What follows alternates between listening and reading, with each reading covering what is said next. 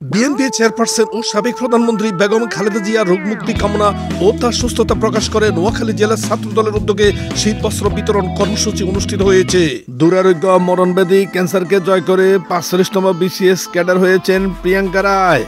রাজধানী আগারগাঁও একটি বাসায় গ্যাস লাইনের লিকেজ থেকে বিস্ফোরণের ঘটনায় নারী ও শিশুসহ একই পরিবারের ৬ জন দগ্ধ হয়েছেন। ঢাকা দক্ষিণ সিটি কর্পোরেশন পরিবেশ দূষণ রোধে নিয়মিত অভিযান পরিচালনা করবে। জামায়াত ইসলামের আমির ডাক্তার শফিকুর রহমান বলেছেন, নার্সের প্রতিটি সেবাই যেন ইবাদতের মনোভাব নিয়ে হয়। রাজধানী জাতীয় চিড়িয়াখানার খাঁচা থেকে একটি সিংহ বের হয়ে গেছে। সিংহটি নিয়ন্ত্রণের চেষ্টা করেছে চিড়িয়াখানা কর্তৃপক্ষ, তবে এখন পর্যন্ত কাউকে কোনো প্রকারের আঘাত করেনি সিংহটি। অবৈধভাবে ইউরোপ যাওয়ার উদ্দেশ্যে লিবিয়া যাওয়া ৩১০ জন বাংলাদেশি দেশে ফিরেছেন। শুক্রবার সকাল 10টায় একটি বিশেষ চার্টার ফ্লাইটে করে তারা দেশে ফিরেন।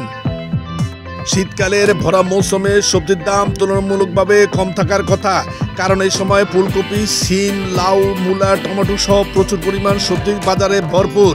কিন্তু এখনও সবজির দাম বাজারে বেশ চড়া। প্রায় সব ধরনের সবজির দাম এখনও বাড়তি। এদিকে রাশিয়ার প্রেসিডেন্ট ভ্লাদিমির পুতিন ৪৮ ঘন্টার রাষ্ট্রীয় সফরে ভারতে গেছেন।